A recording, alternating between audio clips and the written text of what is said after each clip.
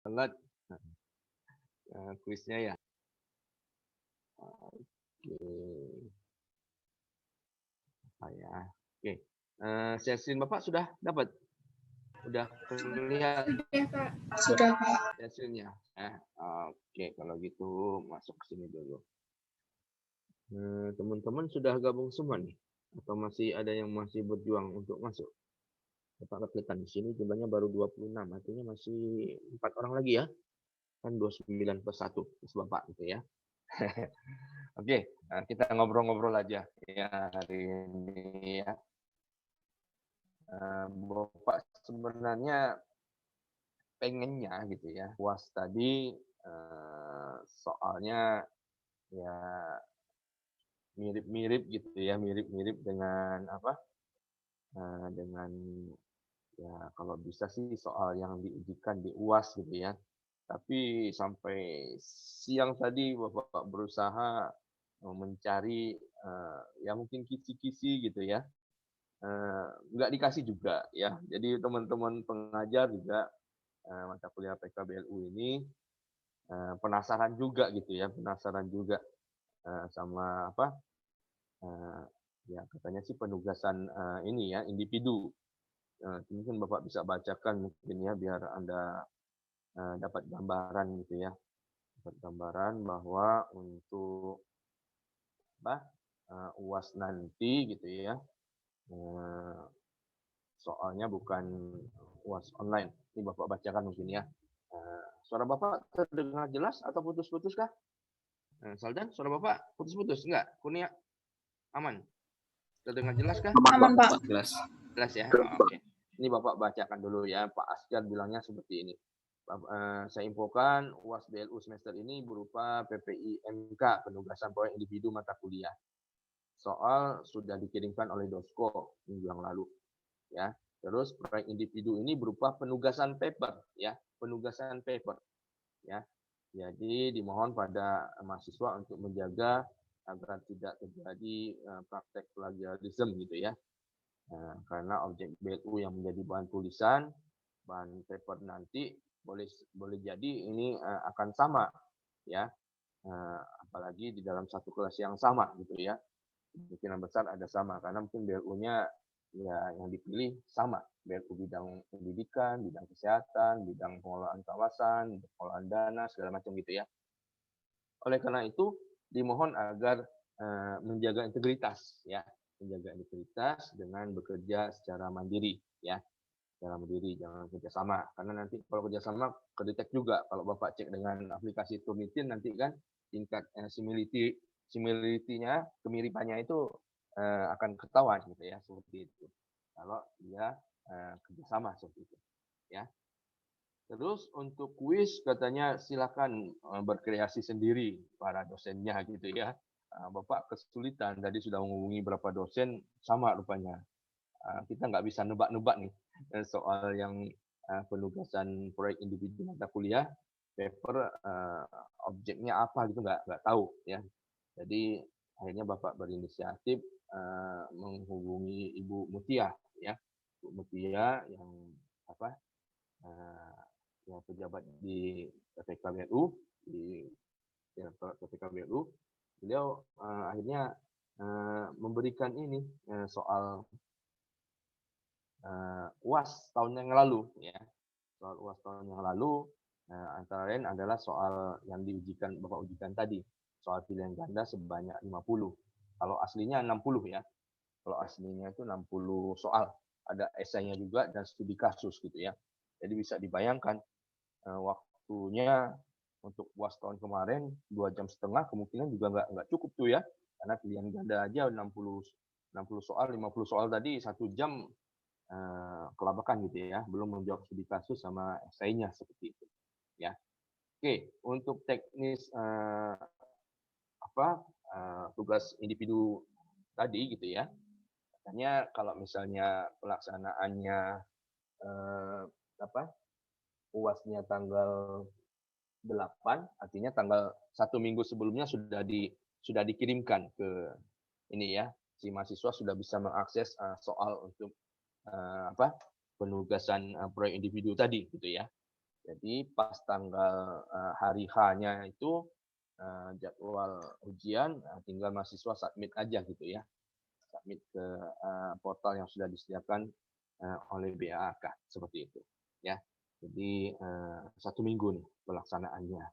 Itu mengenai soal kuis pra-UAS ini Bapak juga belum sempat bikin kunci jawabannya gitu ya. Jadi nanti mungkin setelah Bapak koreksi gitu ya, nanti kunci jawabnya baru Bapak sebar ya, seperti itu. Terus untuk nilai UTS, Bapak sampai hari ini baru menyelesaikan 2 kelas saja ya, 2 kelas untuk mata kuliah PBJ. PBJ nilainya lumayan bagus yang PBJ, karena memang soalnya nggak terlalu susah-susah amat gitu ya, di soal UTS kemarin gitu ya. Kelas Bapak itu yang Bapak ampu itu rata-rata nilainya di atas 80 rata-ratanya gitu ya. Bapak kesulitan dengan PKBLU ini gitu ya. PKBLU Bapak sudah acak gitu ya, random gitu, ambil mahasiswa, Bapak cek, kayaknya nilainya emang agak berat gitu ya. Makanya Bapak berinisiatif tadi menghubungi Pak Heru gitu ya. Berinisiatif menghubungi Pak Heru selaku Kaprodi, ya minta saran beliau gitu ya. Gimana nih biar mahasiswa agar tetap aman. Nilainya berapa nih gitu ya. Jadi tadi Bapak sudah konsultasi lah sama Pak Heru biar aman nilai Anda semua gitu ya. Jadi Pak Heru menyarankan ya di sekitar nilainya ya minimal 60 dikasih gitu ya. Karena kan untuk aktivitas masih bisa dibantu lah oleh dosen. Apalagi untuk komposisi penilaian nilai akhir semester gitu ya. Ini kan UAS-nya, UTS-nya 30, UAS-nya 30, artinya aktivitasnya yang lebih besar, 40% itu ada di nilai aktivitas. Adapun nilai aktivitas kita Bapak ambil dari kuis pra UTS yang lalu, sekarang kuis pra UAS, terus ada di UTS kemarin ada tugas kelompok 1 dan di semester setelah UTS ini ada tugas kelompok ada 4 kalau nggak salah. Jadi Bapak ambil dari situ nilai aktivitas. Bapak kalau ngasih nilai aktivitas cenderung ya membantu mahasiswa ya. Jadi minimal nilai aktivitas itu Bapak kasih penugasan itu minimal 80 Bapak kasih ya, minimal 80. Pembedanya adalah di kuis pra UTS dan kuis pra UAS ini gitu ya. Jadi mahasiswanya pembedanya di situ. Bapak harap sih nilai UTS-nya, nilai kuis pra UTS dan pra UAS-nya bagus gitu ya. Biar membantu mendongkrak nilai aktivitas sehingga nilai akhir semester nanti Anda tetap aman seperti itu. Ya, itu yang bisa Bapak bantu ya.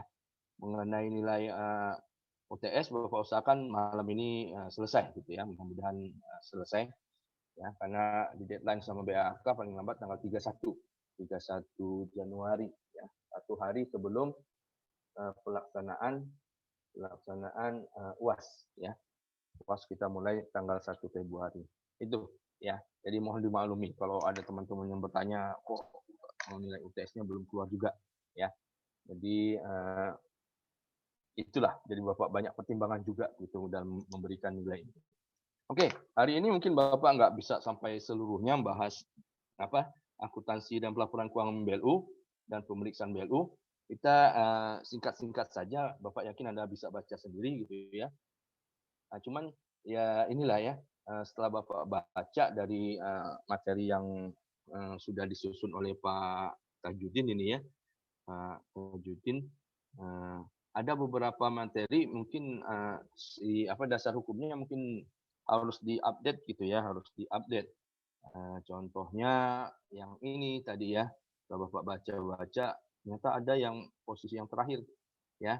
Ini pedoman umum akuntansi pelaporan keuangan PMK BLU. Ini bukan PMK 76 tahun 2008 ya, tapi yang terbaru itu PMK nomor 220 ya.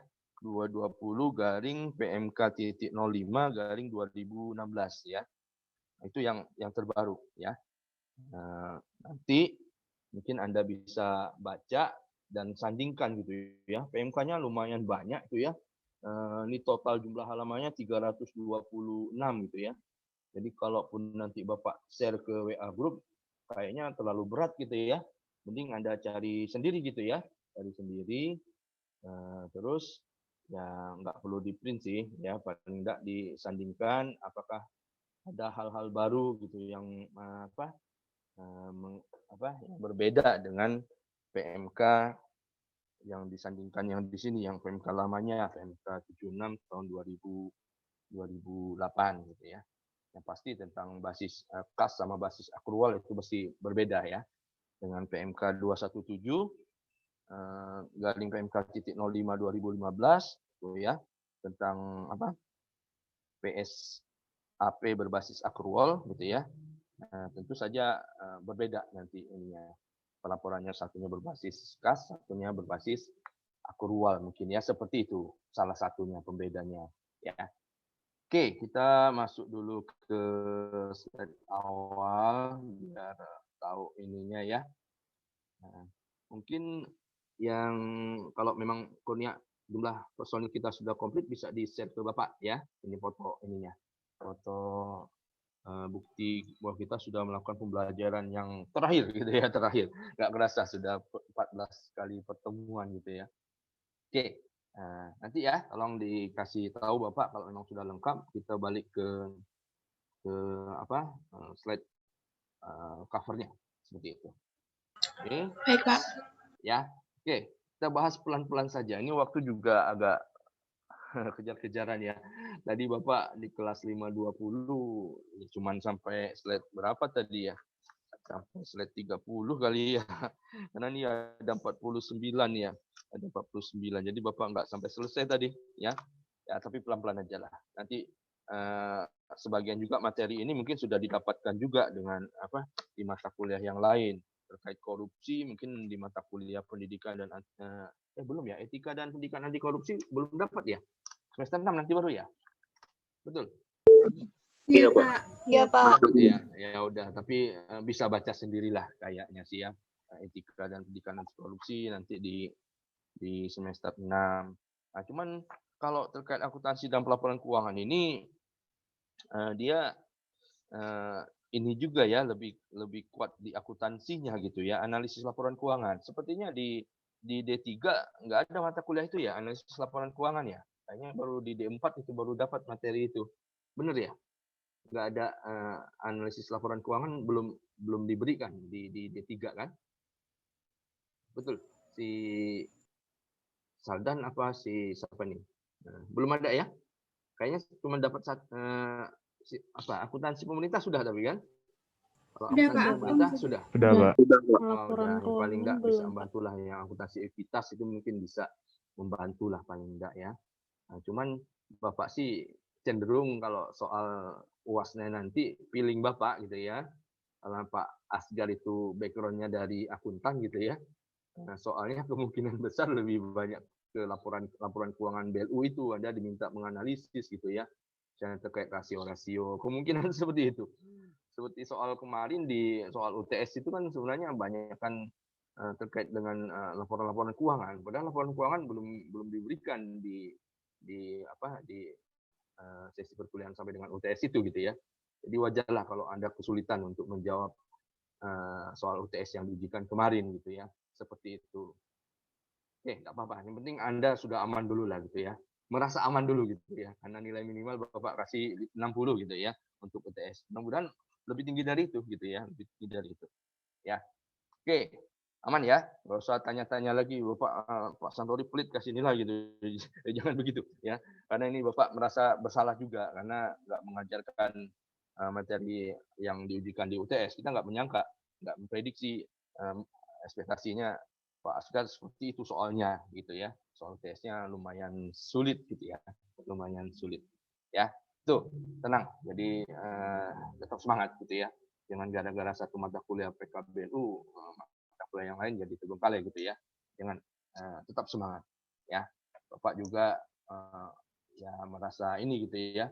Karena ini baru pertama kali Bapak mengajar mata kuliah PKBLU ini ya. Jadi memang harus banyak belajar gimana triknya mengajar dengan efektif gitu ya. Nah, materinya banyak sekali gitu ya. Oke, kita bahas pelan-pelan. Mungkin nggak bisa sampai selesai, ya nggak apa-apa. Anda bisa baca sendiri, ya. Pokok bahasan kita terkait akuntansi BLU. laporan keuangan dan laporan kinerja. Kalau di RPS-nya lebih banyak lagi materi yang harus dibahas gitu ya. Jadi informasi RPS ini Bapak belum dapat yang updatean yang terakhir. Updatean yang Bapak terima baru tahun September 2020 kemarin. Pak Asgar sih berjanji katanya mau mengupdate lagi RPS-nya biar nggak terlalu padat materinya gitu ya. Kasihan juga mahasiswa kalau materinya terlalu padat gitu ya. Capek gitu ya. Oke. Pak, Sekarang kita, yap, Pak, silakan. sudah lengkap. Udah komplit. Sudah lengkap, Pak. Ya. Oke, balik dulu kalau gitu ya. Udah, silakan dipoto dulu lah biar biar kelihatan. Oh, ini hari ini kita selain Sudah, Pak. UAS juga pas ini ya. Tinggal di-share aja nanti ya ke WA grup kita. Oke.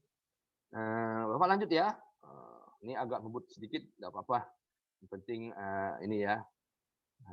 Bisa paham lah. Akuntansi, BLU, laporan keuangan dan laporan kinerja. Ini sistem akuntansi PKBLU ya. Kemarin kita Bapak masuk tim ini di pusat studi P3BLU gitu ya. Kita diminta untuk melakukan kajian, berikan masukan terkait yang PMK Simpel BLU itu ya.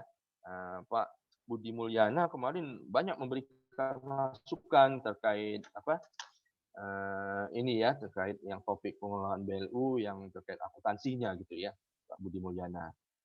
Dan alhamdulillah beberapa masukan kita diterima gitu ya di PMK 129 itu ditampung akhirnya gitu ya, seperti itu. Oke, sistem akuntansi BLU ini memproses semua pendapatan BLU dan belanja BLU gitu ya, baik itu bersumber dari APBN maupun dari PNBP BLU-nya untuk menghasilkan laporan keuangan gitu ya. BLU sendiri ini harus mendasarkan sistem akuntansi pada pernyataan sistem akuntansi pemerintah nomor 13 gitu ya. Ini patokannya PSAP 13. PSAP 13 itu kalau kita rujuk lagi ada PMK-nya, peraturan menteri keuangannya nomor 217 garing PMK.05 garing 2015 ya. Nah, itu tentang PSAP berbasis akrual ya, tentang penyajian laporan keuangan BLU. Di pertimbangan PMK 217 ini juga dinyatakan gitu ya. Untuk yang PMK 217 itu ada pertimbangan ya. Jadi sebelum PMK itu terbit ya, ditetapkan Menteri Keuangan, ini harus terlebih dahulu mendapat pertimbangan gitu ya oleh BPK, Badan Pemeriksa Keuangan. BPK melalui surat nomor 1005 tanggal 3 September 2014 ini sudah memberikan pertimbangan atas rancangan PSAP yang diajukan, PSAP tentang penyajian laporan keuangan BLU. Intinya BPK menyetujui seperti itu ya. Itu kira-kira terkait latar belakang ada PSAP 13 itu ya. Terus tadi sudah singgung PSAP 13 itu menghasilkan laporan keuangan untuk tujuan pertanggungjawaban ya, stabilitasnya. Terus juga tujuan untuk konsolidasi gitu ya, konsolidasi. Ini konsolidasi maksudnya karena laporan keuangan di Satker BLU nanti akan dikonsolidasikan, digabung dengan laporan keuangan kementerian lembaganya, LKKL-nya seperti itu ya, secara berjenjang dia dari Satker BLU, terus ke unit eselon 1-nya sampai ke laporan keuangan kementerian lembaganya seperti itu. Karena kan Satker BLU adalah bagian dari KL induknya seperti itu ya. Terus data untuk keperluan pengesahan ya SP3B BLU ini juga diperlukan ya untuk pengesahan. Ini kan Satker BLU paling ini sedikitnya 1 kali dalam 1 triwulan akan meminta pengesahan atas pendapatan dan belanjanya ke KPPN ya. Seperti itu agar transaksi keuangannya itu bisa tercatat gitu ya di KPPN. Terus SP3B itu menjadi dasar bagi KPPN untuk menerbitkan SP2B BLU ya. Itu intinya. Terus akuntansi pelaporan dan pertanggungjawaban keuangan ya. Akuntansi sendiri kalau mengacu ke PMK 217 PMK.05 2015 Ini didefinisikan sebagai proses ya, proses identifikasi, pencatatan, terus pengukuran, pengklasifikasian, pengikhtisaran gitu ya, ikhtisar, transaksi dan kejadian keuangan, penyajian laporan serta penafsiran, interpretasi gitu ya atas hasil laporan keuangan tadi gitu ya. Itu yang dimaksud dengan akuntansi. Mungkin ya mahasiswa Bapak ini di kelas 521 ini mungkin banyak juga yang walaupun sudah di semester 5 gitu ya, nggak suka gitu dengan akuntansi gitu ya. Bapak juga termasuk orang yang nggak suka sebenarnya dengan akuntansi gitu ya. Nilai akuntansi Bapak pas-pasan tuh ya. Akuntansi biaya, akuntansi menengah 1, menengah 2, pengantar akuntansi 1, pengantar akuntansi 2.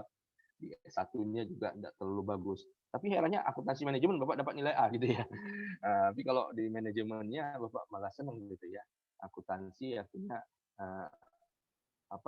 hasil dari akuntansi laporan keuangan itu Bapak senang malah kalau misalnya ada analisis laporan keuangan, terus tafsirkan laporan keuangan untuk keperluan manajemen pengambilan keputusan. Nah, Bapak senang kalau yang kayak gitu ya. Tapi kalau modelnya mencatat, ada kredit, bikin pusing gitu ya.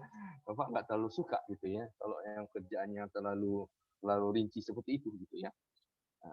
Dulu juga trauma mahasiswa angkatan Bapak itu trauma dengan mata kuliah akuntansi pemerintah.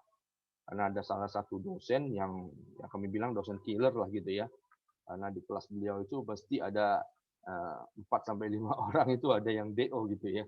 Gara-gara mata kuliah akuntansi pemerintah gitu ya. Nah, Bapak dulu kebetulan dapat dosen yang baik gitu ya. Pak Gozali, dosen dari Trisakti. Ya, walaupun nilai Bapak pas-pasan ya, akuntansi pemerintah dapat B, alhamdulillah gitu ya. Walaupun nggak dapat A ya, alhamdulillah lah dapat B. Yang penting lulus gitu ya. Itu ya, mungkin sama banyak mahasiswa di kelas 521 ini juga yang sependapat dengan Bapak gitu ya. Nggak terlalu suka dengan akuntansi. Gitu ya. Nggak apa-apa.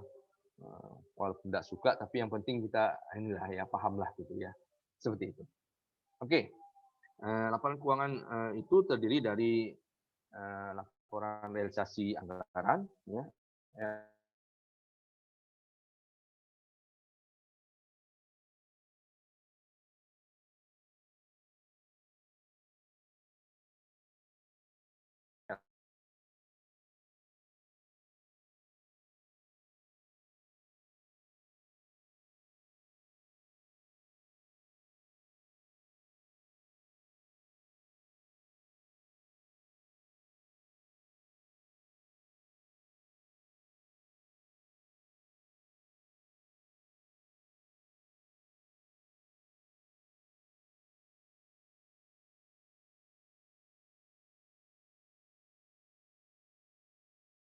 LRA.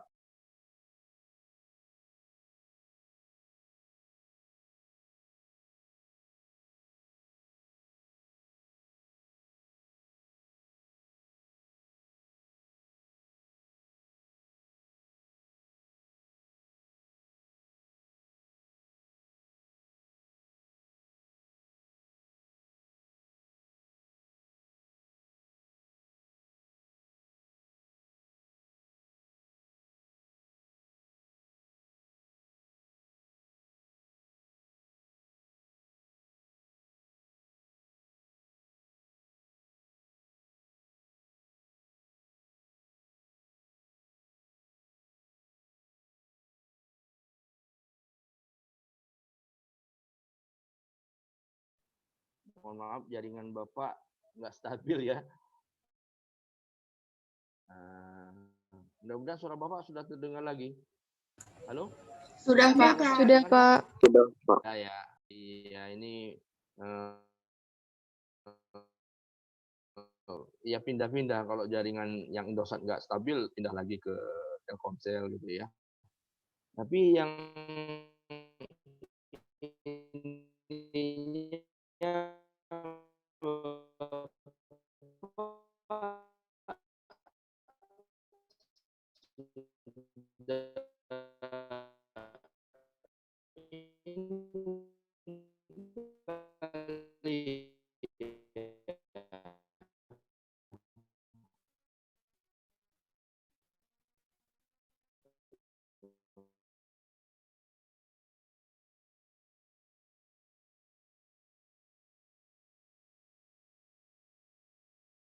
hilang ya untuk slide yang tadi. Halo? Sudah? Aman ya?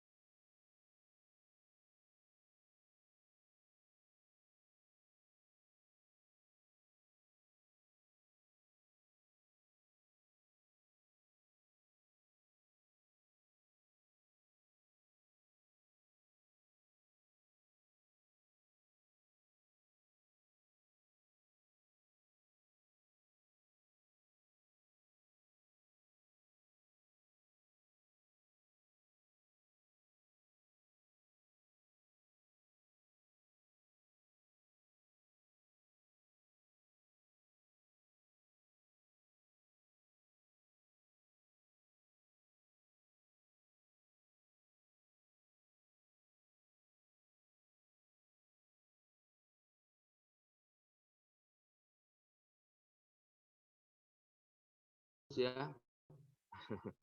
Mohon maaf jaringannya benar-benar nggak stabil ya. Boleh buatlah. Nah, Bapak coba lagi. Nah. Oke, sudah bisa muncul lagi? Sudah, Pak. PPT-nya terlihat? Suara Sudah, Bapak? Pak. Sudah terdengar lagi? Oh, sudah. Sudah, Mohon Pak. maaf ini ya, apa boleh buatlah dua-duanya nggak stabil nih, mau apa? Mau Telkomsel sama Indosat dua-duanya memang nggak stabil ya. Apa boleh buatlah. Oke, kita lanjut ya. Mungkin apa? Ini Bapak ini dulu ya. Laporan kinerja adalah laporan kinerja keuangan dan laporan kinerja pelayanan ya. Adapun sistem akuntansi BLU terdiri dari 3, ada sistem akuntansi keuangan, ada akuntansi aset tetap, dan sistem akuntansi biaya ya. Yang poin nomor 3 ini yang penting gitu ya, kalau untuk penyusunan tarif segala macam ya. Nah, ini PK Instan dulu termasuk pionir lah gitu ya, pionir perintis ya untuk penyusunan unit cost gitu ya.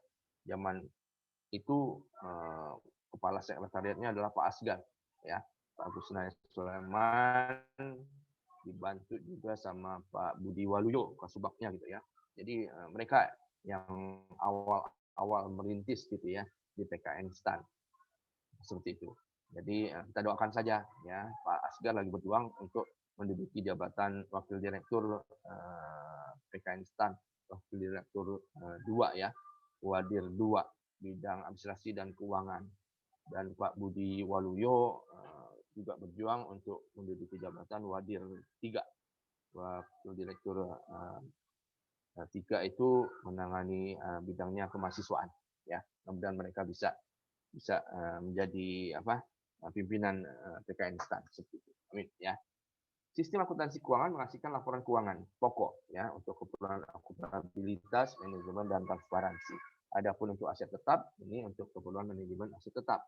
Sedangkan untuk akuntansi biaya ini menghasilkan informasi biaya unit cost gitu ya untuk penyusunan tarif dan biaya per unit layanan serta pertanggungjawaban kinerja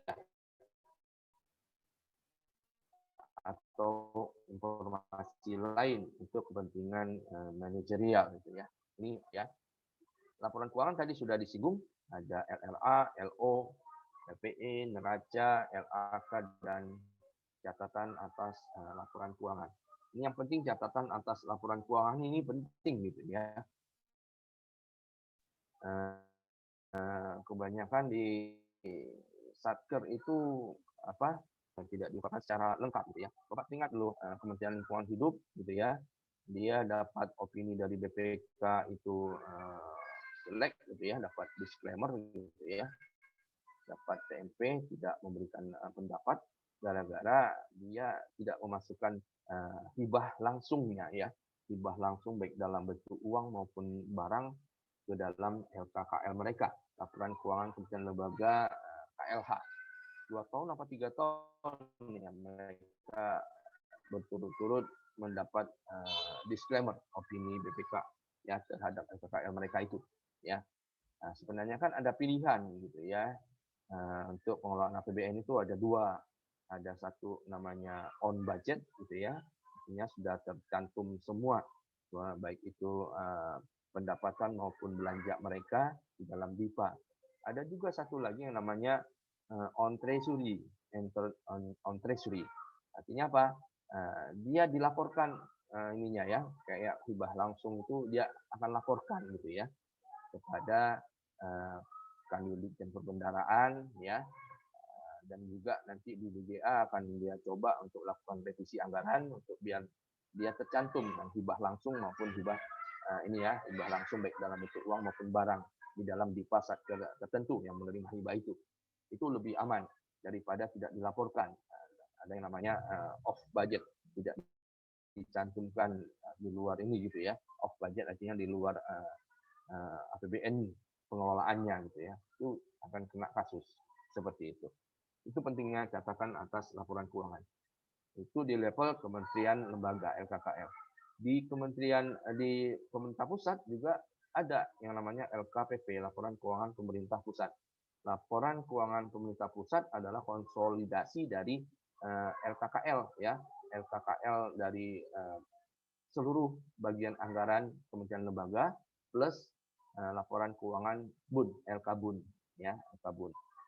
Di situ siapa yang bertanggung jawab untuk penyusunan LKPP, laporan keuangan pemerintah pusat, ada yang namanya Direktorat APK, Direktorat Akuntansi dan Pelaporan Keuangan, Direktorat Jenderal Perbendaharaan, gitu ya.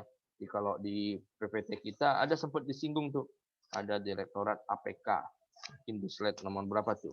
Ada prosedur bagan itu ya, bagan yang terkait dengan nomor 26 ya, nomor 26 itu ada APK gitu ya, Direktorat APK, Akuntansi dan Pelaporan Keuangan. Jadi diagram pelaporan BLU ini akhirnya titik akhirnya ada di Direktorat APK. Mengapa Direktorat APK? Karena LKPP ya, LKPP. Dan di Kementerian Keuangan juga sama, LKKL Kementerian Keuangan juga muaranya juga sampai ke sini ya, ke APK juga seperti itu. Direktorat Akuntansi dan Pelaporan Keuangan ya. Itu sekedar tahu dengan Direktorat APK. Yang jago-jago akuntansi pemerintah boleh masuk situ gitu ya. Ada di kelas Bapak juga dulu lulus tahun 2000, dia udah jadi kasubdit di sana gitu ya. Namanya Meling, mungkin pernah dengar gitu ya. Namanya belum diganti ya. Namanya masih bawa-bawa Tionghoa gitu ya. Meling gitu ya. PhD dia S3-nya di Australia. Ya, udah kasubdit luar biasa gitu ya. Di kelas sudah jadi pejabat. Ada juga teman Bapak ya, tapi di Direktorat PKBLU dia, bukan PKBLU, bukan di APK.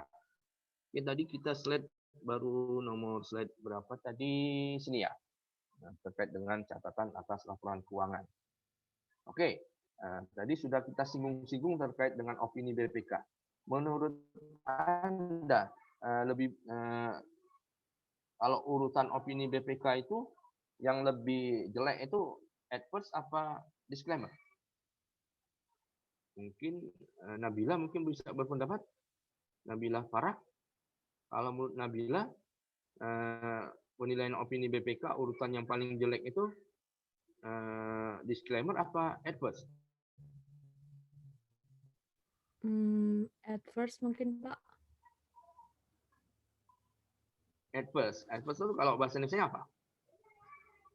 Kalau disclaimer tadi kan TMP gitu ya, tidak memberikan pendapat. Kalau adverse?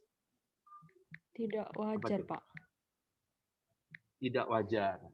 Menurut Nabila tidak wajar yang paling jelek. Betul? Yakin? Iya, Pak. Mungkin ada yang berpendapat yang berbeda? Hah? Yakin? Di slide berapa ya? Kayaknya ada sempat audit. Oh, mengenai audit ya. Audit oleh pemeriksa eksternal. Mungkin di slide nomor 30 ke atas kali ya. Kita lompat-lompat nggak apa-apa ya? Oke. Ini share screen-nya sempat hilang ya. Coba Bapak buka lagi deh. Sudah kelihatan lagi share screen-nya? Sudah, Pak. Sudah, Pak. Sudah ya. Tadi sempat hilang. Kalau nggak salah di slide nomor 30-an gitu ada urutan-urutan ini. Apakah benar nih urutan ininya? Urutan untuk apa? Audit oleh pemeriksa eksternal dalam hal ini oleh pemberian opini oleh BPK. Apakah benar urutannya seperti ini? Ada WTP, WDP, TMP, dan TW. Tidak wajar. Urutannya udah benar gini? Atau ada yang mau berpendapat berbeda? Harusnya disclaimer yang terakhir ya, Pak. Iya, terbalik ini kayaknya ya. Ini terbalik kayaknya posisi yang paling jeleknya itu disclaimer ya.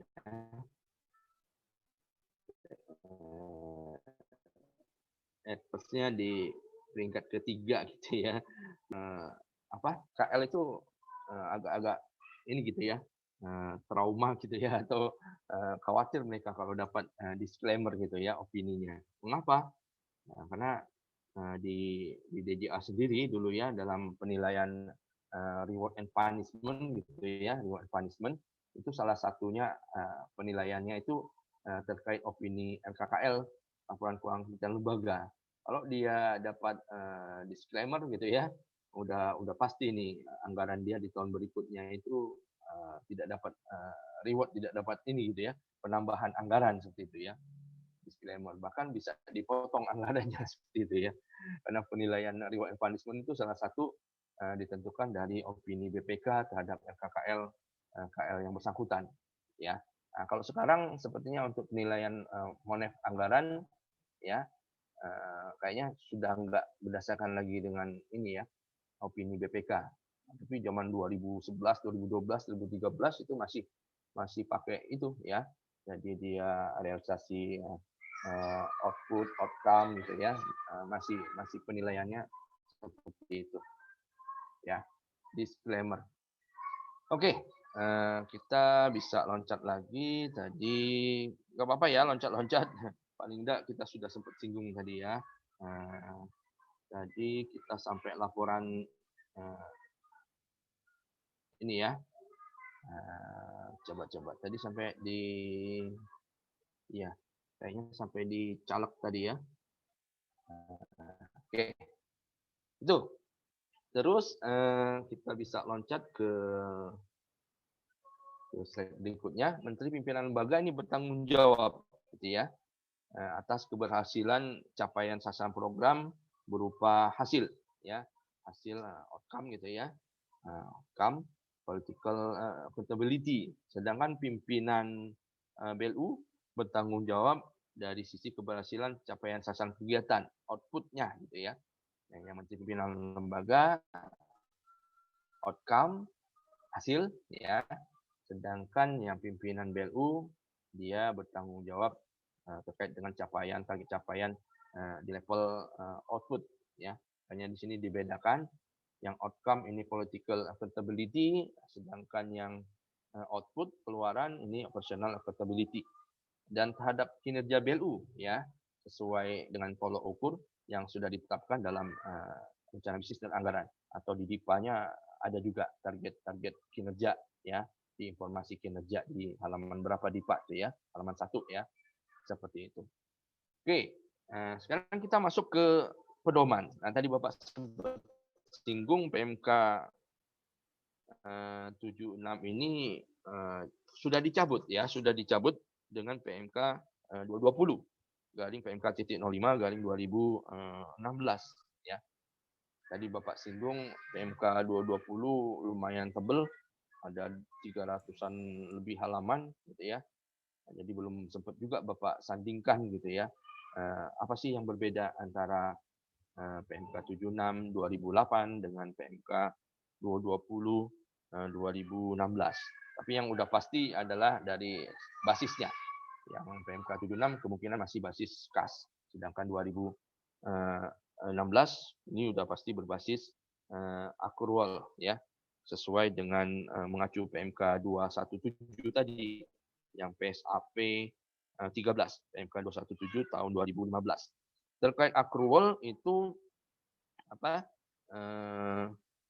untuk Satker BLU sendiri gitu ya, selaku entitas akuntansi dan entitas pelaporan, dia harus menyusun laporan keuangan berbasis akrual itu dilakukan mulai tahun 2015 gitu ya, 2015 mengacu dari PMK yang tadi, PMK 217 ya. Adapun untuk SAP berbasis akrual dalam bentuk PSAP 13 ini baru mulai digunakan 1 tahun berikutnya ya untuk menyusun laporan keuangan BLU secara entitas pelaporan ini baru mulai tahun 2016 ya 2016 jadi setahun setelah PMK 217 tadi ya. Ya mudah-mudahan masih banyak yang relevan gitu ya. Pak Tajudin mungkin nggak sempat lagi mengupdate materi sesuai dengan PMK 220 gitu ya. Ya ini memang kerja bersama gitu ya untuk mengupdate untuk tiap pertemuan gitu ya dibagi habis tugasnya itu oleh Pak Asgar yang mungkin karena kesibukan akhirnya nggak sempat diupdate gitu ya. Tapi nggak apa-apa lah. Mahasiswa juga harusnya proaktif ya untuk mengupdate juga. Jangan sampai ada ini gitu ya. Ada ya pos evaluasi pengajar di akhir pertemuan itu biasanya setelah UAS Anda diminta untuk melakukan evaluasi pengajar gitu ya. Ada salah satu dosen yang agak gimana gitu ya. Dia sempat bilang mahasiswanya itu komplain gitu ya. Karena dia dalam tiap sesi pertemuan kuliahnya itu nggak pernah memberikan PPT untuk membantu dia dalam pembelajaran gitu ya. Dia udah nyerotos saja gitu ya. Ternyata mahasiswanya komplain gitu ya. Mereka lebih senang gitu kalau dosen yang mengajarkan itu memberikan juga PPT untuk lebih fokus mereka dalam belajar gitu ya. Ternyata si dosen tadi mungkin dia pengalaman belajarnya di luar negeri gitu ya. Jarang si dosen ngasih PPT gitu ya. Ternyata baca aja dulu buku referensi segala macam.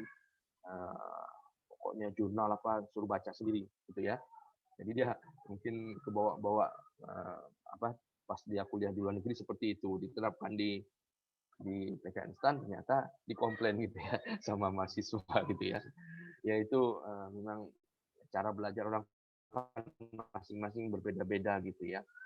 Mungkin ada yang lebih senang ada PPT, nanti di PPT-nya dioret-oret gitu ya, tambahkan informasi yang penting.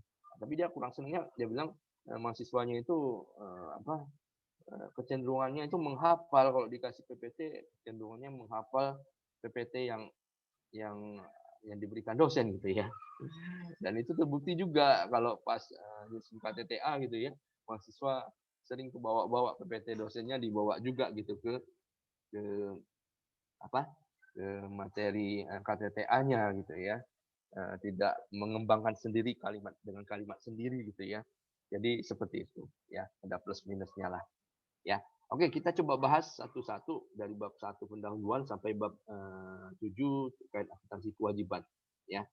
Ini latar belakang berdasarkan PP 71. Di PPT Anda mungkin belum sempat diupdate ya, PP nomor berapa gitu bla bla bla gitu ya.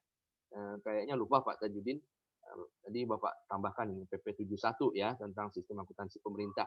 PP 71 tahun 2010 ini perlu ditetapkan suatu pedoman akuntansi BLU sebagai pedoman pengembangan standar akuntansi di bidang industri yang spesifik gitu ya. Dan atau pedoman pengembangan sistem akuntansi BLU. Adapun tujuan pedoman akuntansi BLU tujuannya adalah sebagai acuan ya dalam pengembangan standar akuntansi BLU. Dalam hal belum terdapat standar akuntansi keuangan yang diterbitkan oleh Asosiasi Profesi Akuntansi, yang mungkin kalau di Indonesia ada IAI gitu ya, Ikatan Akuntan Indonesia. Nah, disinilah untuk membuat standar akuntansi keuangan, di kita punya namanya KSAP, Komite Standar Akuntansi Pemerintah KSAP. Ini juga didominasi anggota KSAP-nya itu didominasi oleh pejabat-pejabat di Dirjen Kendaraan, terutama dari PKBLU dari APK tadi, akuntansi dan pelaporan keuangan. Kalau di PKN Stan yang masuk anggota KSAP itu Pak Budi Mulyana, mantan Kaprodi kita dulu, Kaprodi 23 KBN. Ya, Jadi beliau masuk ke sana, terutama terkait dengan akuntansi Pemda, akuntansi keuangan daerah gitu, beliau jago banget gitu ya, jago banget seperti itu. Expertnya beliau di situ, ya. Oke, terus ini pedoman akuntansi BLU tadi juga sebagai acuan dalam pengembangan dan penerapan sistem akuntansi keuangan BLU sesuai dengan jenis industrinya, ya, dengan pembagian minyak BLU.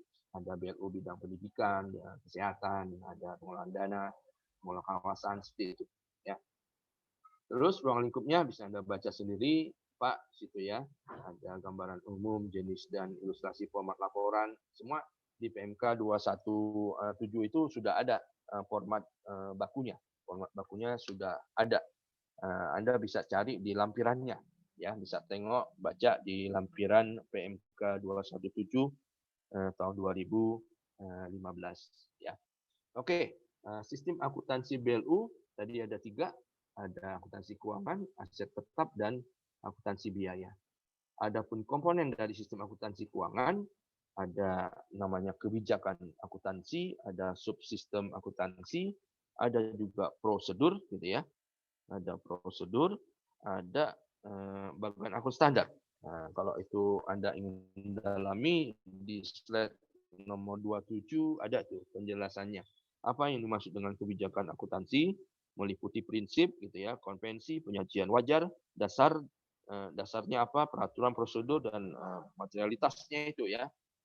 Apa substan over apa katanya kalau di akuntansi itu substansi mengalahkan ini ya formnya gitu ya. Nah, seperti itu. Mungkin di halaman 27 ya, 27 mungkin Anda bisa baca penjelasan masing-masingnya itu. Nah, ini ya. Kebijakan akuntansi meliputi prinsip, konvensi, penyajian wajar, ya, dasar-dasar, peraturan, prosedur, materialitas. Nah, itu masuk kebijakan akuntansi, ya. Terus ada subsistem akuntansi, ada penerimaan kas, piutang, penjualan, pengeluaran kas, investasi, dan pembelian serta aplikasinya. Nah, ini Bapak nggak tahu nih, mungkin salah kutip kali Pak Tajudin. Ditetapkan Mendikbud ini nggak nyambung sepertinya gitu ya. Ditetapkan Mendikbud, nah, ini mungkin bukan Mendikbud kali ya. Kalau sistem akuntansi ya kayaknya Menteri Keuangan gitu ya, seperti itu ya. Mungkin agak keliru di situ ya. Tuh. Terus prosedur akuntansi untuk menganalisis, mencatat, mengklasifikasi, membesarkan tadi ya informasi untuk disajikan di dalam laporan keuangan. Dan dia juga mengacu pada siklus akuntansi. Di bagian akun standar, nah ini bagian akun standar itu jangan dipahami hanya 6 digit akun itu aja ya. Bagian akun standar itu secara utuh dia mulai dari bagian anggarannya, BAKL ya. Nah, BAKL itu 3 digit ya. Misalnya apa? Kementerian Pendidikan 023 gitu ya. 3 digit ya. Terus ada di bawah bagian anggaran dia ada satker 6 digit gitu ya. Di bawah satker itu ada program, di bawah program ada kegiatan, di bawah kegiatan ada output, di bawah output ada sub output kalau memang ada gitu ya, tapi opsional sampai ke akun yang 6 digit. Itu yang lengkap bagian akun standar yang lengkap seperti itu. Bagian akun standar ini daftar perkiraan buku besar yang ditetapkan dan disusun secara sistematis untuk memudahkan perencanaan, penganggaran, pelaksanaan anggaran, serta akuntansi dan pelaporan. Jadi dari hulu sampai hilir kita sepakat dengan penggunaan bagian akun standar tadi seperti itu. Juga digunakan untuk konsolidasi laporan keuangan BLU dengan laporan keuangan kementerian lembaga, ya. Jadi BAS-nya juga mengacu pada peraturan Menteri Keuangan tadi, ya. Ini Anda bisa baca ada sistem akuntansi aset tetap, ya, untuk mendukung data neraca dan kebutuhan material, ya. Terus ada juga informasi tentang jenis, kuantitas, nilai, mutasi, dan kondisi aset tetap milik BLU, ya, dan pihak lain yang berada dalam pengelolaan BLU, ya. Satu lagi sistem akuntansi biaya yang informasi tentang unit cost tadi per unit layanan sampai dengan penentuan HPP-nya, harga pokok produksi, ya, seperti itu. Oke, balik lagi kita tadi sudah akuntansi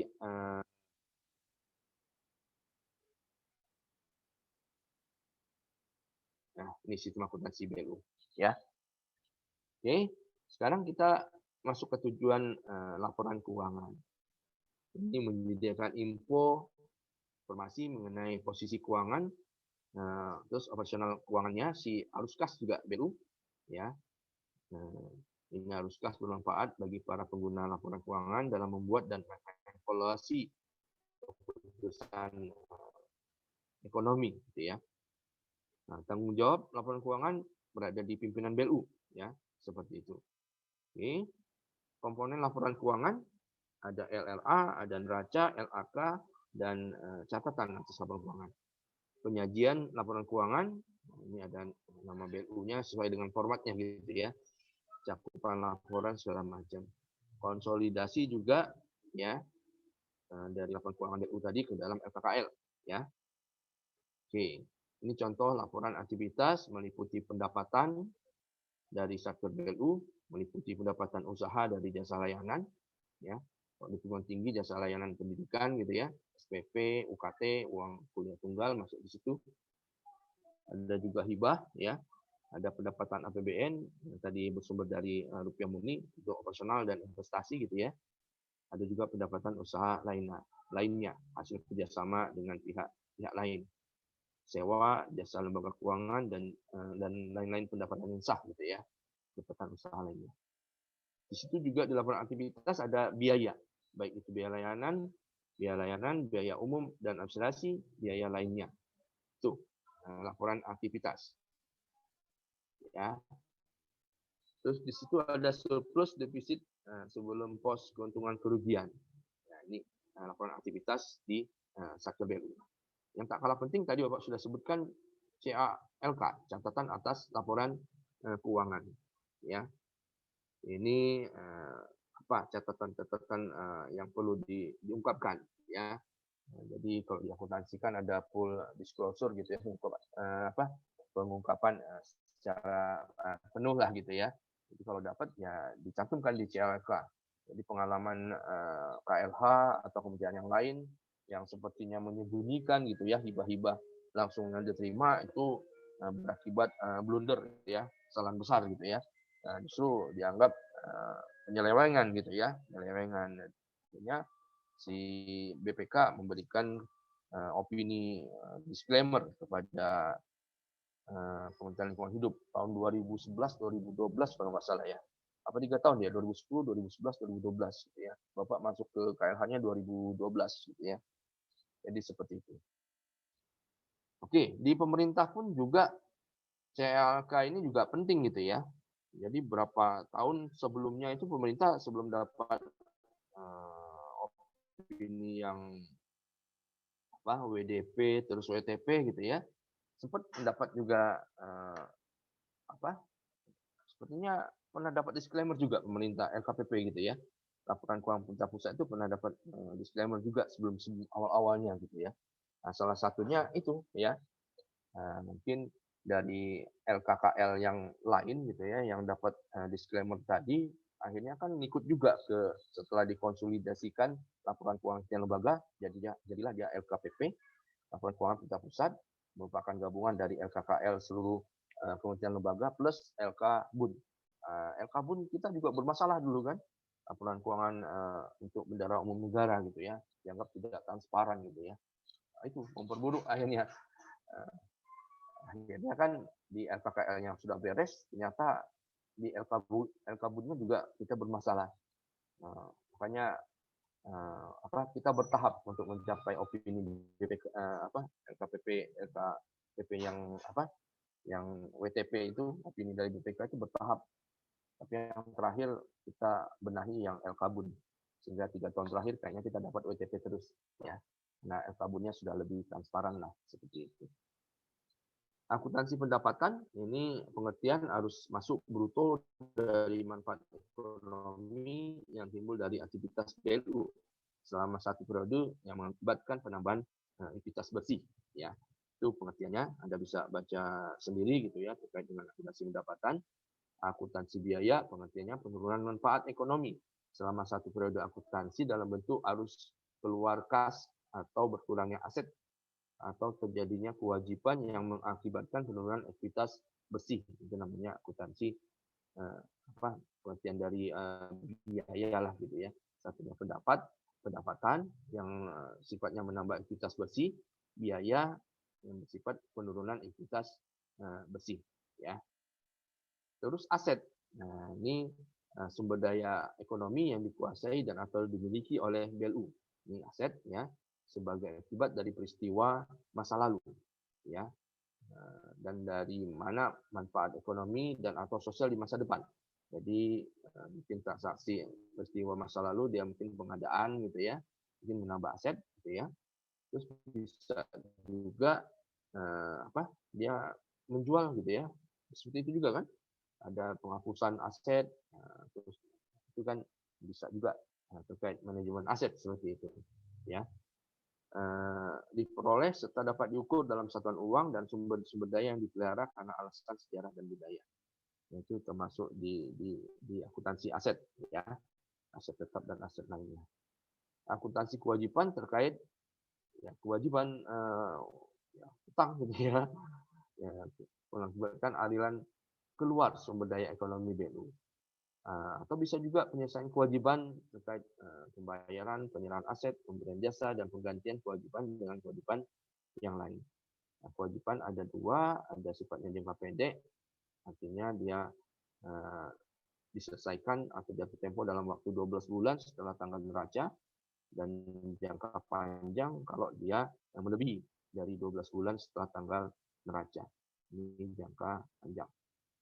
Ekuitas ini adalah hak residual BLU atas aset setelah dikurangi seluruh kewajiban yang dimiliki. Ekuitas BLU terdiri atas ekuitas tidak terikat, ekuitas terikat temporer, dan ekuitas terikat permanen. Ya, nah, pengertiannya bisa Anda baca di bawah, gitu ya. Nah, ini tadi sempat Bapak singgung diagram pelaporan BLU, dari mulai Satker BLU-nya itu merekam dan memproses dokumen sumber ya, terus dia lakukan rekon dengan KPPN setiap triwulan ya, dengan mengajukan SP3 BLU, terus disahkan SP2B BLU oleh KPPN gitu ya. Nah, ini urutannya ternyata panjang prosesnya hingga di tahapan 12 Direktur PPK BLU setiap semester dan tahunan mengirimkan ringkasan LK BLU kepada Direktorat Akuntansi dan Pelaporan Keuangan. Itu diagram pelaporannya yang berakhir di Direktorat APK yang bertanggung jawab untuk melakukan konsolidasi penggabungan gitu ya, laporan keuangan kementerian lembaga ya.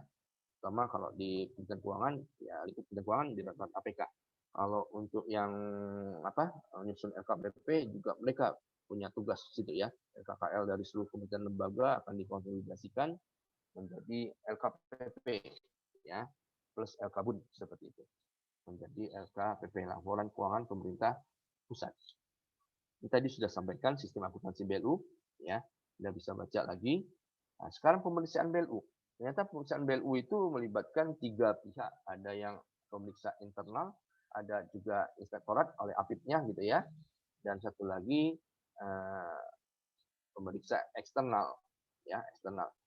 Mungkin SPI-nya itu di lingkup Satker BLU ya, kayak di PKN punya kepala ini ya, unit SPI, Satuan Pemeriksa Internal. Ini ada Bu Pisia di sana gitu ya. Ada dosen yang ditugaskan menjadi ini ya, pemeriksa internal. Terus kalau di lingkup KL-nya ada inspektorat sebagai APIP-nya gitu ya, APIP. Dan untuk eksternalnya dia ada kantor akuntan publik dan BPK RI dan pemeriksa keuangan seperti itu. Pemeriksaan oleh SPI ya. Nah, ini SPI berperan sebagai pengawasan internal dari sudut pandang manajemen BLU ya. Dia juga akan memberikan pendampingan dalam penyusunan laporan keuangan BLU. Selain itu juga melakukan review SOP, standard operating procedure, dan aturan lain terkait dengan pengendalian. Nah, di dosen juga kita agak alergi juga kalau diperiksa oleh SPI gitu ya. Ada beberapa dosen ya pernah diperiksa oleh SPI gitu ya. karena mungkin terlambat menyetorkan nilai gitu ya, nilai akhir semester atau nilai UTS. Nah, ini Bapak semester ini kayaknya terlambat gitu ya. Ya, tapi Bapak bisa kasih penjelasan lah ya mengapa terlambat. Karena memang banyak penugasan dan Bapak juga statusnya sebagai mahasiswa S3 yang banyak juga tugas kuliah gitu ya. Jadi mungkin Bapak bisa kasih penjelasan lah seperti itu. Ya. Tapi bijak juga kemarin BAK-nya paling lambat karena tanggal 31 Januari. Tapi Bapak nggak mau tanggal 31 lah. Mudah-mudahan malam ini udah selesai ya. Biar besok sudah plong Bapak, sudah selesai, bisa Bapak share nanti ke Kurnia mungkin ya. Ke Kurnia ininya nilai UTS-nya. Mungkin dari Kurnia nanti bisa di-share ke temannya sendiri-sendiri gitu ya. Jadi katanya sungkan kalau di-share di grup nanti ketahuan nilainya berapa sama teman yang lain. Mungkin Kurnia nanti bisa bantu memilah-milah gitu ya. Kalau temannya nanya berapa nilai UTS-nya, ya udah ya cuma kasih informasi terkait yang diminta saja oleh mahasiswa yang bersangkutan. Jadi nggak perlu tahu nilai rekannya yang lain gitu ya. Nggak enak katanya kalau diketahui teman yang lain gitu ya. Seperti itu. Oke. Review laporan keuangan oleh APIP nih ya, oleh APIP Inspektorat ya. Peran APIP ini melakukan pengawasan internal dari sudut pandang KL-nya gitu ya. Dari sudut pandang KL, Kementerian Lembaga yang bersangkutan. Salah satu tugas APIP adalah melakukan review RKKL ya. Review RKKL. Kalau penelitian RKKL kan oleh Biro Perencanaannya ya. Setelah dilakukan penelitian oleh Biro Perencanaan KL, nanti akan di RKKL-nya akan direview oleh si APIP ya. Si APIP-nya. Si APIP juga bukan hanya mereview RKKL secara keseluruhan, tapi dia bisa juga melakukan review RKA Satker-nya ya. Jadi di level Satker pun dia bisa masuk ya, memberikan saran masukan seperti itu. Jadi misalnya ada Satker BLU, UNJ misalnya. RKA Satker UNJ bisa dilakukan review oleh APIP ya, seperti itu. Yang bisa ngasih masukan kepada si Satker BLU tadi ya. Terus setelah dilakukan review RKKL, barulah nanti RKKL yang sudah direview tadi akan diserahkan ke DJA ya, Direktorat Jenderal Anggaran untuk dilakukan penilaian RKKL. Gitu ya, prosedurnya seperti itu. Kalau di Bapak dulu masih di DJA. Ya, seperti itu. Oke, kita lanjut. Audit. Nah, ini audit oleh pemeriksa eksternal tadi ada dua, ada kantor akuntan publik dan satu lagi BPK RI, Badan Pemeriksa Keuangan. Audit atas laporan keuangan akan berujung pada pemberian opini. Urutannya udah Bapak perbaiki ya. WTP wajar tanpa pengecualian, WDP wajar dengan pengecualian, adverse tidak wajar, dan terakhir disclaimer. Disclaimer itu dia tidak memberikan pendapat MP ya. Selain itu juga BPK bisa melakukan audit atas compliance gitu ya, kepatuhan terhadap peraturan perundangan ya. Dia juga bisa melakukan audit atas pengendalian internal gitu ya, bisa seperti itu. Oke, ini mengulang sebenarnya. Mungkin di semester awal sudah dapat materi pengantar pengelolaan keuangan negara gitu ya. Sudah dapat nggak materi itu? Sepertinya sih sudah dapat ya. Mungkin namanya bukan PPKN ya, pengantar pengelolaan keuangan negara. Dulu apa yang terkait ini? Apa hukum keuangan negara? Masih ingat nggak? Kayaknya materi tentang ini sudah pernah deh. Iya, Kurnia benar. Semester berapa nih? Iya. Awal-awal ya. Awal-awal kayaknya ya. Semester 2, Pak. Hukum keuangan negara, apa pengantar pengelolaan keuangan negara gitu ya. Ya itu. Bapak teringat pernah sekali mengajarkan mata kuliah PPKN, pengantar pengelolaan keuangan negara. Ini mungkin bisa kita lewati gitu ya. Ya kalau mau dibaca silahkan gitu ya. Dan maka aktivitas keuangan negara ini ada dari segi manfaat atau hasil outcome gitu ya. Terus dari sisi ini pimpinan organisasi bertanggung jawab terkait dengan output gitu ya, keluarannya gitu ya. Terdapat sanksi ya bagi menteri pimpinan lembaga ya, staf pimpinan organisasi, Satker, SKPD apabila melakukan penyimpangan kebijakan atau kegiatan yang sudah ditetapkan dalam undang-undang, ya.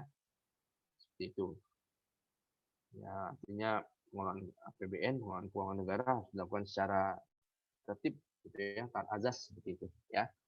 Nah, ini ada ketentuan pidana, sanksi administratif, dan TGN-nya juga, tuntutan ganti rugi, gitu ya.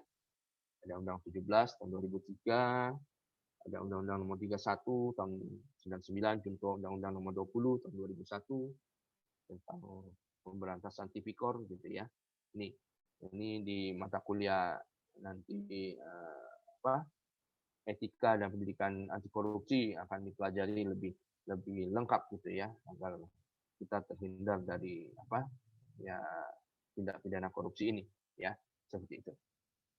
Ini tinggal Anda baca sendiri untuk kerugian negara, pemeriksaan keuangan negara di acunya di Undang-Undang Dasar 45 pasal 23 ayat 5, gitu ya. Terus ada turunannya lagi, ada kita baca terkait PKBLU, ini PP 23 tahun 2005, ya.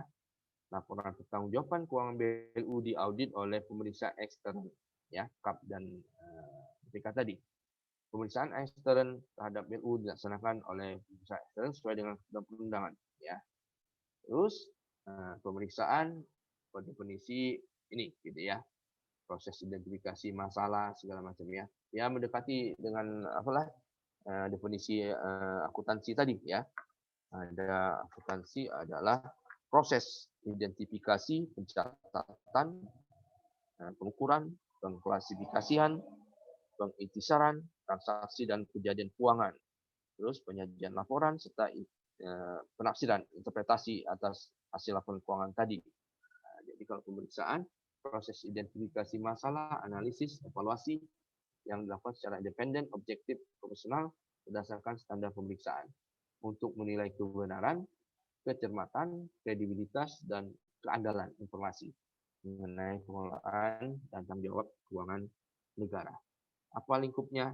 Dari mulai perencanaan, pelaksanaan, pengawasan, sampai dengan pertanggungjawaban.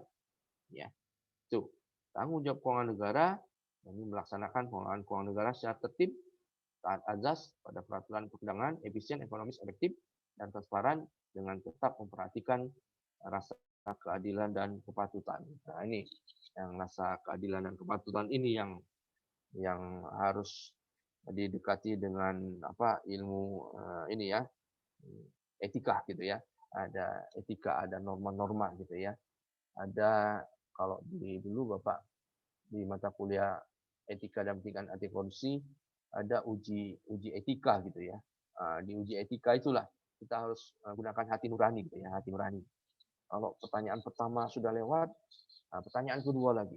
Pertanyaan kedua sudah lewat, tanya lagi ketiga. Sampai begitu, ya, berulang, nanti akan terasa terketuk hati nurani kita. Oh, ternyata seharusnya saya nggak ngambil keputusan seperti ini. Kalau dikaitkan dengan hati nurani, gitu ya. Perlu hati yang bersih, gitu ya, untuk mengambil keputusan untuk uji etika itu, ya.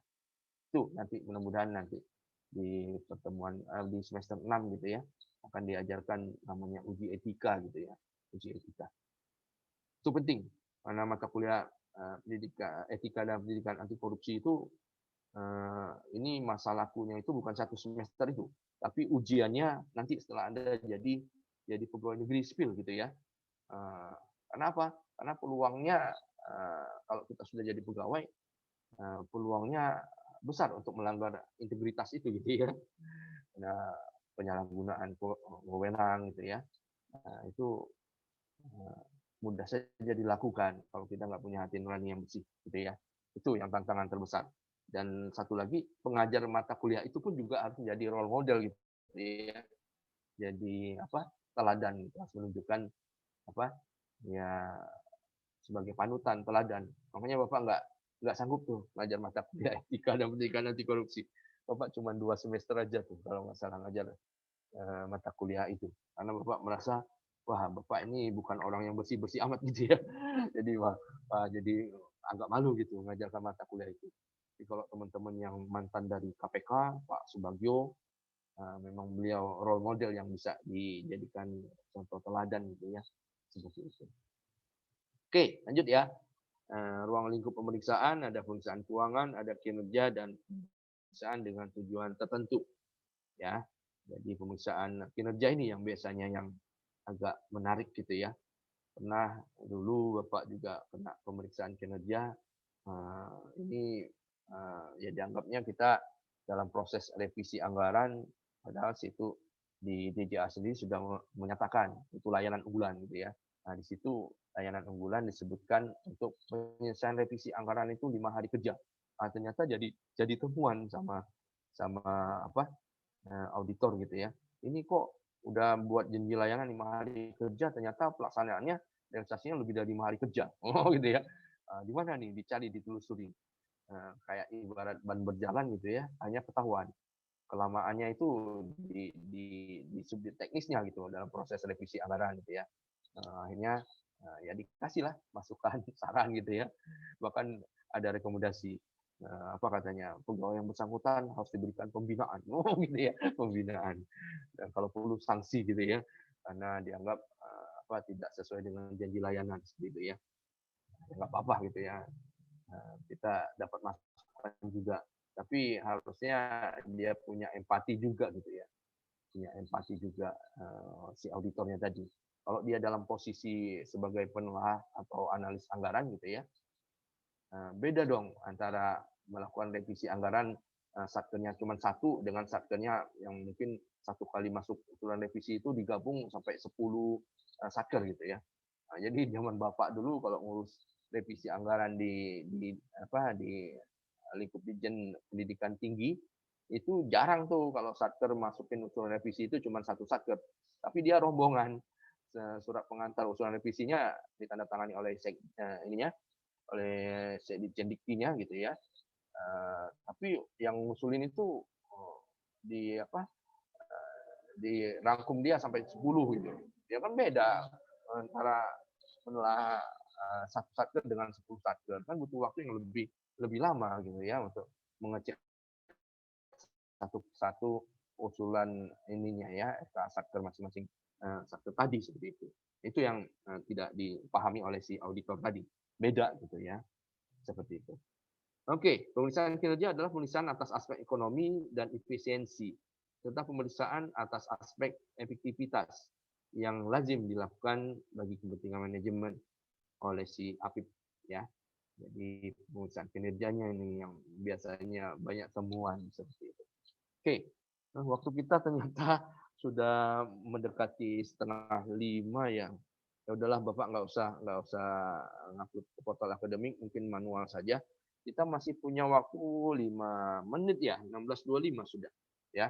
Mungkin Bapak nggak bisa selesaikan seluruh PPT ini gitu ya. Bapak berharap Anda bisa baca sendiri gitu ya untuk yang TM 14 ini ya. Mungkin sebelum Bapak tutup mungkin ya, selama 14 kali pertemuan Bapak banyak salahnya juga ini, ada sikap gerak-gerik lisan Bapak mungkin yang nggak pas gitu ya, nggak pas kepada Anda semua, mohon Bapak dimaafkan lah gitu ya atas kesalahan Bapak gitu ya. Bapak berharap Anda tetap semangat gitu ya mempelajari mata kuliah PKBLU ini, karena boleh jadi nanti Anda akan ditempatkan di KL, mungkin tidak di KL Kementerian Keuangan, tapi di KL lain yang boleh jadi ada satker BLU-nya gitu ya. Jadi perkembangan terakhir Bapak banyak mendengar teman-teman Bapak yang di DJA itu sekarang justru berkarya di KL lain gitu ya. Ada di dinas di Kementerian Pekerjaan Umum, di salah satu BLU-nya gitu ya. BLU di Kementerian PU. Ada teman Bapak ya, akhirnya pindah dia ke BLU itu, padahal dari DJA. Terus ada juga yang pindah ke kemarin itu ada yang BLU yang paling gede itu Bakti ya, kementerian di Kominfo. Ada dari ya senior Bapak gitu ya di BLU Bakti di Kominfo. Jadi apa? Boleh jadi nanti ada dari 29 mahasiswa Bapak ini ada yang berkarya di Satker BLU ya. Mudah-mudahan Anda bisa ya ini memperdalam lagi terkait BLU ya. Kalau udah nyemplung di situ mau nggak mau harus menguasai gitu ya, sampai menguasai terkait dengan PKBLU ini ya. Oke, terima kasih atas perhatian dan bantuan terutama Yulinda sebagai Kurnia ya, terus siapa lagi nih teman-teman yang sering aktif dalam diskusi. Bapak senang kalau WA grupnya ramai gitu ya, seperti itu ya. Oke, di sesi terakhir biasanya si mahasiswa minta foto-foto. Mungkin videonya dihidupkan biar Bapak bisa tengok wajah-wajahnya gitu ya. Ini ada Iya, Yohan. Yohan ini bimbingan Bapak juga kayaknya PBJ ya? Iya, Yohan, Pak, PBJ. ada yang bandel tuh Yahya. Mana Yahya? Ada Yahya nggak? Yahya yang KTTA-nya belakangan itu bikin pusing saja gitu. Mana si Yahya? Biasanya ada chat-chat sini. Yahya itu bukan kelas ini ya?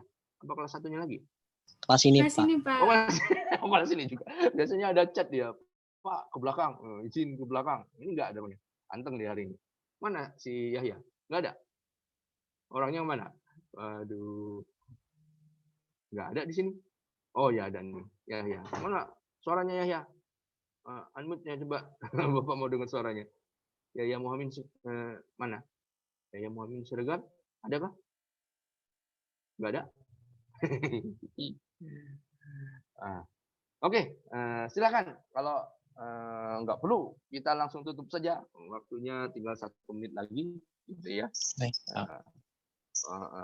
Mau dipoto-foto dulu atau enggak? foto dulu, Pak. Buat kenang-kenangan katanya gitu ya. Kalau di pembelajaran tatap muka di kelas, biasanya hari terakhir itu foto-foto gitu ya, foto-foto. Nggak tahu nih si Yahya Muhammad ini nggak kelihatan juga nih orangnya. Mana dia? Ada nggak?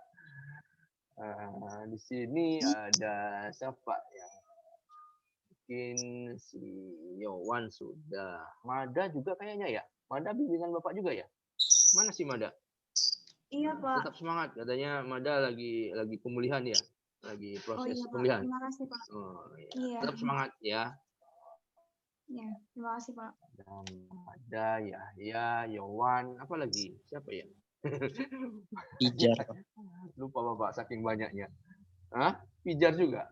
Pijar Indah bukan? Iya, betul, Pak. Iya, ada 25, banyak banget gitu ya. Kelenger ya dosen. Biasanya kemarin Bapak cuma dapat 17 mahasiswa KTTA. Sekarang tambah lagi 25. Belum nanti ngecek yang dari dosen yang lain. Bisa 50 KTTA nanti bacanya dan kasih nilai gitu ya. Oke, siapa yang tukang foto? Ini udah terima kasih Pak Santori. Iya, sama-sama. Siapa nih? Si Yowan kah? Siapa ini?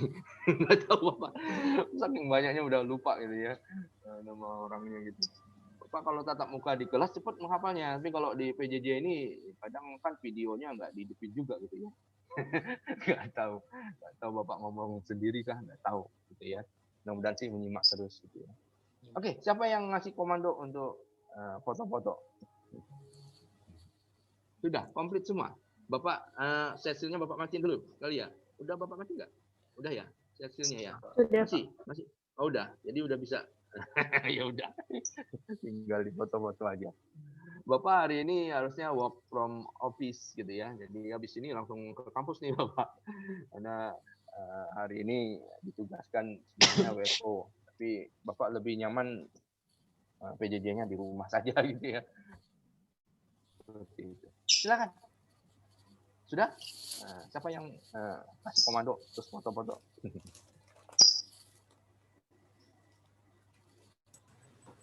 Oke, teman-teman. Saya ya, Pak. Ini kita. Farah ya? Yo, silakan Farah. Oke, saya hitung ya, Pak. 1, 2, 3. Oke. Yang slide kedua. Lagi 1, 2. Oh ya, slide kedua. Sekali lagi ya, Pak. Yo, boleh. Sekali lagi. Ya, 1, 2. Oke, satu kali lagi. 1, 2. Oke, sudah Pak. Cukup ya. Terima kasih Pak Santori. Terima kasih Oke. Pak. Terima kasih, Semoga Pak. sukses ya. Makasih, Pak. Hadapi Terima kasih UAS ya. Pak. Jangan pusingkan gitu ya. Yang kayaknya pusing dengan nilai UTS-nya gitu ya. Ya udah paling enggak nilai aktivitas bisa Bapak bantulah gitu ya, seperti itu ya. Tetap semangat ya. Oke, terima kasih Terima atas kasih, Pak. perhatiannya, bantuannya gitu ya. Lebih kurang Bapak mohon maaf, Bapak akhiri dengan berdoa alhamdulillah. Assalamualaikum warahmatullahi wabarakatuh. Mohon pamit undur diri. Terima kasih ya. Waalaikumsalam. Waalaikumsalam warahmatullahi Terima kasih, wabarakatuh. Pak. Terima kasih Pak Santari. Terima kasih, Pak Santori. Pak Santori. Terima kasih.